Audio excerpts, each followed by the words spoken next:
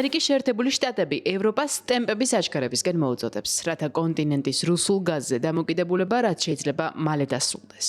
ალტერნატივად ვაშინგტონი ბრიუსელს სთავაზობს, რომ საკუთარი მილსადენები უკრაინის მიმართულებით გააფართოვოს და რაც მთავარია, შეისყიდოს ამერიკული გათხევადებული გაზი. ტრანსატლანტიკური ენერგეტიკული თანამშრომლობის კონფერენციაზე საბერძნეთში ჩასულმა ამერიკელებმა ყველას შეახსენეს, რომ უკრაინაზე რუსული აგრესიის შემდეგ გადალაგებულ ენერგეტიკულ მარშრუტებში საკუთარი ინტერესები გააჩნიათ. კერძოდ აქვთ ამბიცია სრულად შეავსონ ის ვაკუუმი, რომელიც ევროპაში რუსულ გაზზე სრული უარის შემდეგ შეიქმნება.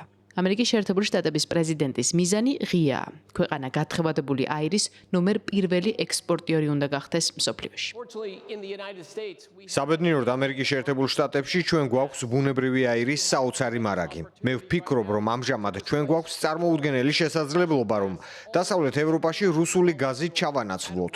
ჩავანაცვლოთ ის სრულად უკანასკნელ მოლეკულამდე.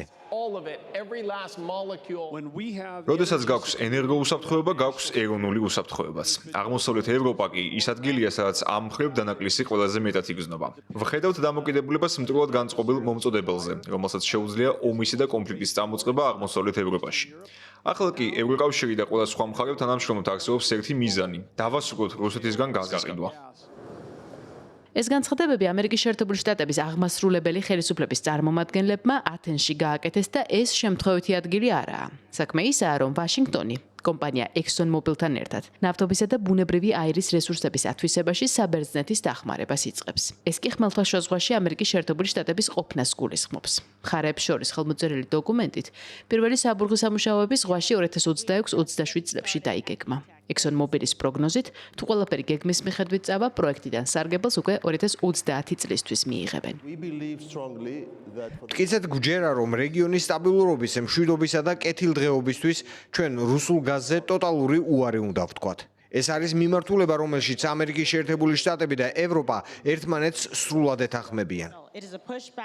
ესაა პასუხი რუსულ და ჩინურ ინტერესებზე, რაც ეროვნული უსაფრთხოებისთვის აუცილებელია. თქვენ ყველა თვალს ადევნებთ ისტორიულ მომენტს, ამას კი ერთად ვაკეთებთ და ჩვენ ახლა ვიწყებთ. დაელოდეთ შედეგებს. ნატალია რომ ეგრეთ წოდებული ვერტიკალური დერეფნის მიმართ ყურადღება მატულობს.